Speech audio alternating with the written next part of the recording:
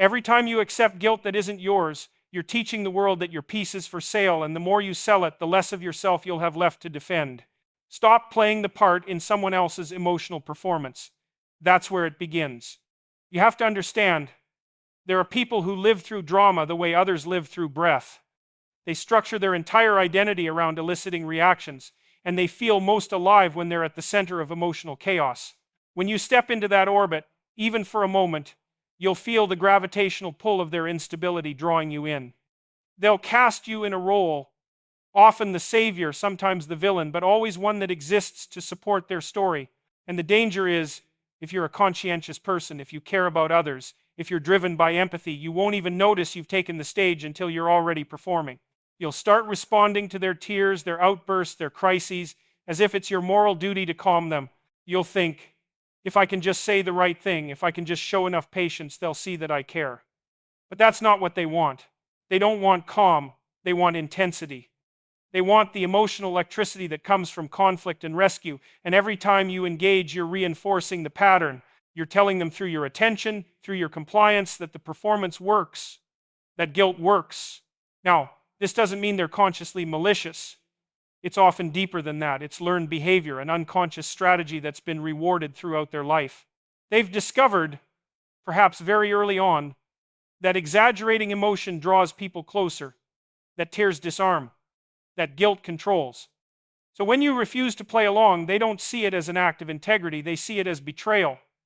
They interpret your composure as cruelty. And that's where the test begins, because you'll feel compelled to prove your goodness again, to show that you care, and that's exactly how the cycle continues. The only way to break it is to step off the stage completely. You have to let the performance play out without you. That means silence when you'd normally explain, stillness when you'd normally react. It means watching the emotional storm without becoming part of it. And that's unbelievably hard to do because everything in you wants to fix it. You've been conditioned to believe that peace comes from appeasement, that harmony requires sacrifice. But in this case, appeasement is poison. It teaches the other person that your boundaries are negotiable, that their emotions can override your reason. You'll know you're growing when you can stand in the presence of someone's rage, tears, or manipulation, and you don't rush to soothe it. Not because you've stopped caring, but because you've learned that enabling isn't love. You'll start to see that your calmness doesn't make you cold, it makes you stable. That's what truth looks like when it's embodied. It's not loud or reactive. It doesn't need to justify itself. It just stands there quietly, unshakably, while the performance collapses under its own weight. People who rely on emotional performance will try to pull you back in through guilt, flattery, or despair. They'll test your resolve. They'll say things designed to wound you because they need to know that you still care enough to react. But you can't react. You have to hold the line. You have to remind yourself that their emotions are times theirs asterisk, not yours. Their story doesn't define you. Their interpretation of your boundaries doesn't determine your character. The moment you stop playing your assigned role, you give both of you a chance to face reality. And reality is the only place where genuine relationship can exist.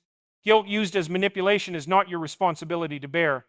It's one of the most insidious emotional tactics because it disguises itself as morality. It sounds like love, like empathy, like duty. When someone uses guilt to control you, they're not appealing to your reason, they're hijacking your conscience. They're weaponizing your decency against you. You feel that twist in your chest, that sinking feeling that somehow you've failed them, even when you know deep down that you haven't done anything wrong. That's the trap. The manipulative guilt doesn't arise from truth, it arises from distortion, from someone's refusal to take responsibility for their own emotions. You'll notice how it works. They'll exaggerate their pain, or make your boundaries seem cruel, or remind you of every time you let them down. It's subtle, sometimes wrapped in tenderness. I just thought you cared more than this. And sometimes blunt. After everything I've done for you, this is how you treat me?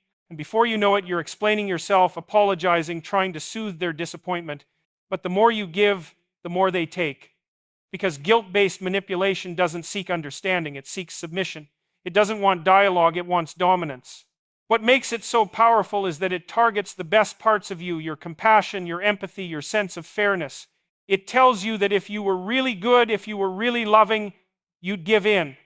And so you start to question yourself instead of questioning the situation. That's how manipulation wins, not by force, but by confusion. It turns your moral compass inward until you begin to feel guilty for doing what's right and relieved only when you comply with what's wrong. You have to begin seeing guilt for what it is in those moments, not as proof of wrongdoing, but as a signal that someone might be trying to control you. Real guilt comes from violating your values. False guilt comes from violating someone else's expectations. And those two things are not the same. The first leads to growth, humility, responsibility. The second leads to shame, resentment, and exhaustion. When you start to differentiate them, you reclaim your sense of direction. You stop letting others define what good means for you. And yes, that shift will make people uncomfortable, especially those who've benefited from your compliance. They'll tell you you've changed, that you're selfish now, that you've lost your heart. But that's not selfishness. That's sovereignty. It's what happens when you stop letting guilt dictate your actions and start letting truth do it instead. When you realize you can care deeply for someone without surrendering your will to them. You can have empathy without becoming an emotional servant. Because guilt, when used to manipulate, isn't a sign of your failure to love. It's a test of whether you'll love yourself enough to stop being controlled. Truth must stand firm even when it provokes chaos. The moment you decide to speak honestly, to draw a boundary, or to stop enabling dysfunction, something in the world shakes. People who have built their sense of control on your compliance will not welcome your clarity. They will resist it, attack it, twist it, anything to make it seem wrong or cruel. But truth doesn't owe comfort to anyone. It isn't measured by how softly it lands or how warmly it's received. It's measured by its alignment with reality. And when you stand for truth, you have to accept that it will disturb whatever was built on falsehood. It's easy to speak truth when it's popular or convenient. It's much harder when it threatens the balance of a relationship, when it invites rejection or conflict. But that's precisely when truth matters most, when it costs you something. Because that's the only way it proves its worth. The world and the people within it have a tendency to demand peace over honesty, appearances over authenticity. They'll say, "Why can't you just let it go?"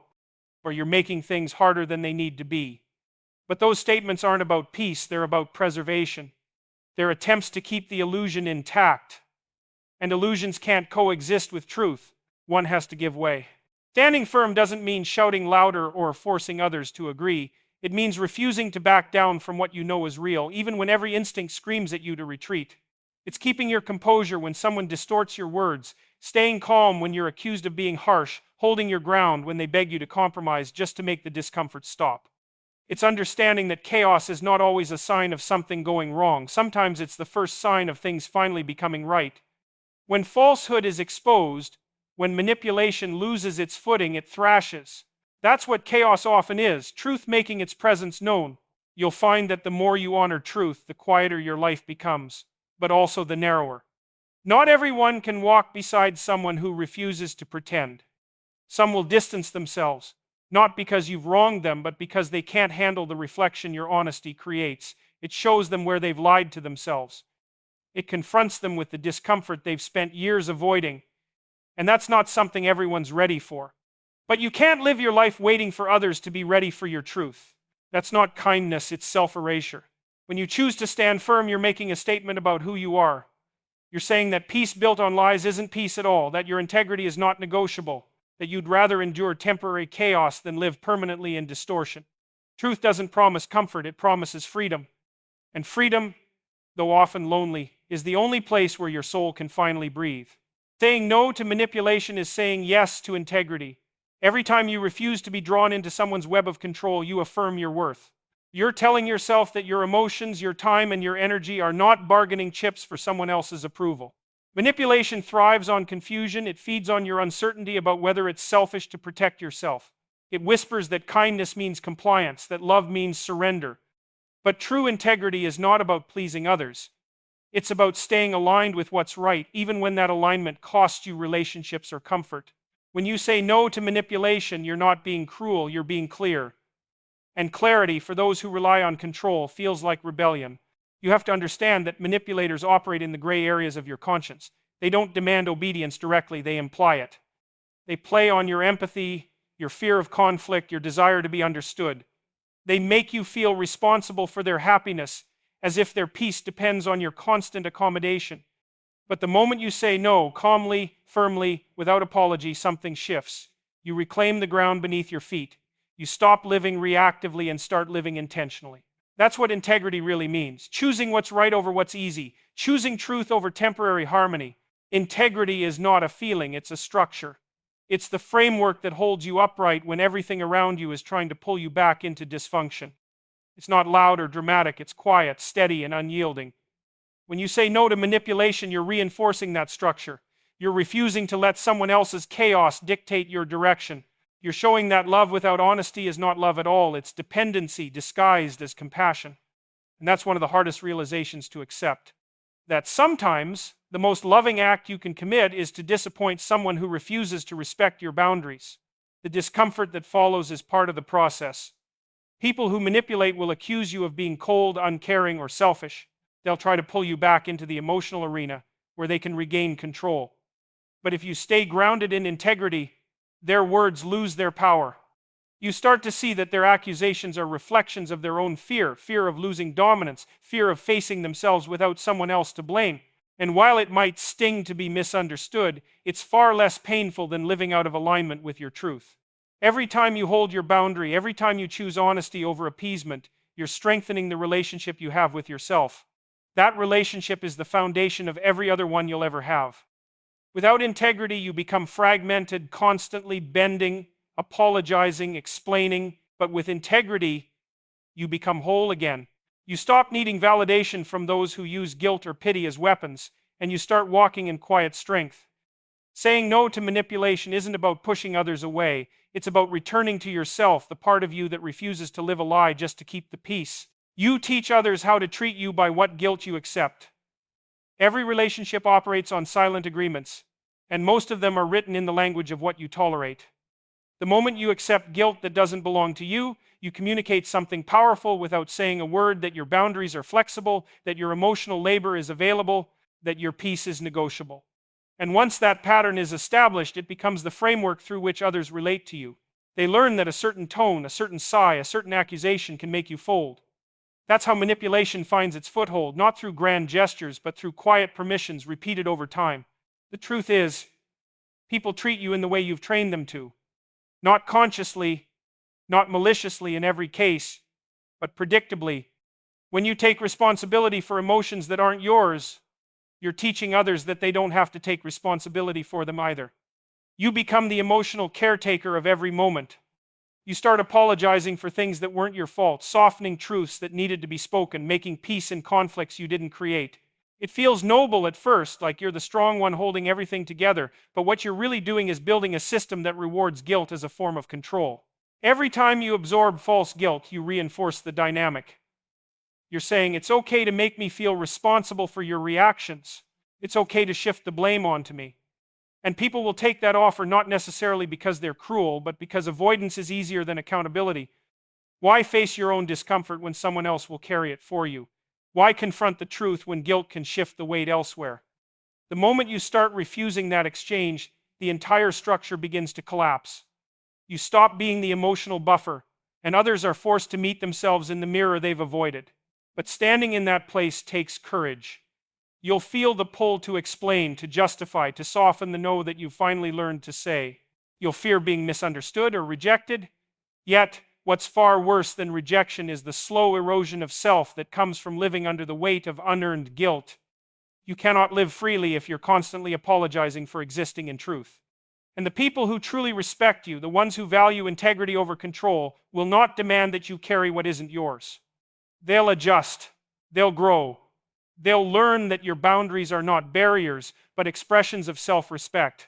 When you stop accepting false guilt, you change the emotional economy of every relationship you touch. You stop rewarding manipulation and start rewarding honesty. You stop teaching people that love means sacrifice and start showing them that love means truth. Every act of refusal becomes a lesson in self-worth. Every moment of silence in the face of unjust guilt becomes a declaration that your emotional space is sacred and no longer for sale.